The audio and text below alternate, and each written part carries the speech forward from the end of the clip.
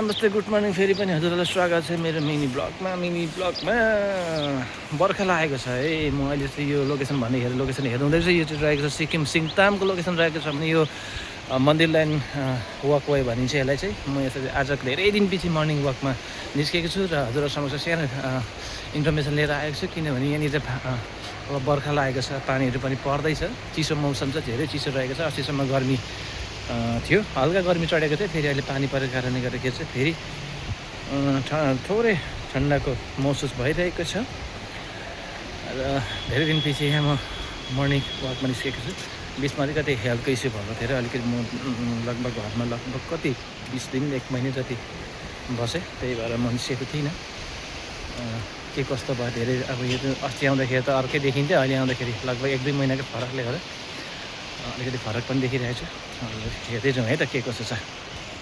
यहाँनिर यो पिपलको बोर्ड थियो, यसको सबै पत्ता झरेछ। अलिकति चैत नेपाली महिना चैत छ, यहाँको पर्सन फेभरेट मार्चको महिना रहेको छ। यहाँ चाहिँ यो सबै पत्ताहरू झरेछ, किन चैत वैशाखमा ऋतु परिवर्तन भन्छ। यही असार सबै हेर्नु तपाईँले देख्नुहुँदैछ। यसपालि पुरै पत्ता थियो, अहिले यो पत्ता सबै झरेर चाहिँ फेरि मौलाएको भन्छ यसलाई नेपाली भाषामा चाहिँ। मौलाउँदै रहेछ। अब किन ऋतु बसन्त भनेको एकदमै यो हरियालीको सिजन आएको छ। यही देख्नुहुँदैछ तपाईँहरूले, पत्ता देख्नुहुँदैछ। र आज चाहिँ पानी पर्ने अवस्था जस्तो देखिन्छ, धेरै चिसो पनि रहेको छ, एकदम अँध्यारो भएको देख्नुहुन्छ तपाईँहरूले। यहाँ माथि हेर्नुहोस्, एकदम हरियाली देख्नु सक्नुहुन्छ। जुन तपाईँले यो सानो खोला देख्नुहुन्छ यसलाई चाहिँ रानी खोला भन्छ, सिङताम खोला पनि भनिन्छ यसलाई चाहिँ। यो अहिले हेर्दा मात्रै यस्तो छ, पछि चाहिँ अब यो जेठ असारमा चाहिँ यति डरलाग्दो हुन्छ कि यो खोलाले तपाईँले अस्ति मैले देखाए पनि, मैले भने पनि होला, यो पारि जुन तपाईँले घर देख्नुहुन्छ सबै घरभित्र परेको ऊ माथि देख्नुहुन्छ।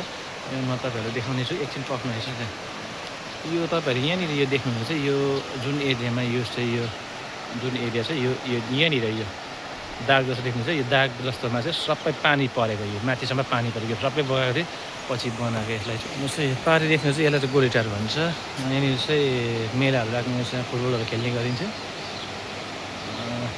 यो अघि मैले भनेको सिङताम खोला भन्छ। ऊ पारी देख्नुहुन्छ तपाईँले, देखेको चाहिँ टिस्टा खोला है। म तपाईँलाई देखाउँछु, मैले जानेछु है। हामी चाहिँ यो टिस्टा खोलामा आइसकेको छु। यो ब्रिजको बारेमा चाहिँ मैले पहिला पनि इन्फर्मेसन दिइसकेको थिएँ, मैले पहिले पनि देखाइसकेको थिएँ।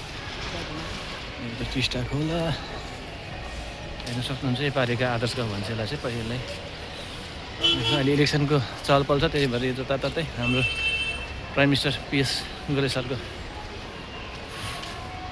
पोस्टर पनि यहाँ टाँगेको रहेछ। यसो हो, यहाँ देख्नुहुन्छ ओइल अफ सिङताम।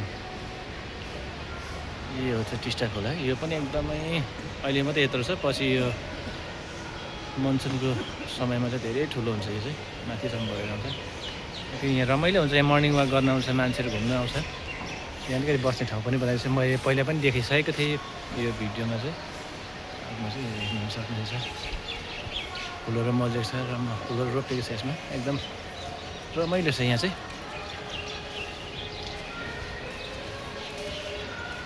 एकदम शान्ति छ, यहाँ बसेर आनन्द लिन सक्नुहुन्छ तपाईँहरू पनि, आउनु होला। बुद्धको मूर्ति पनि राखेको छ।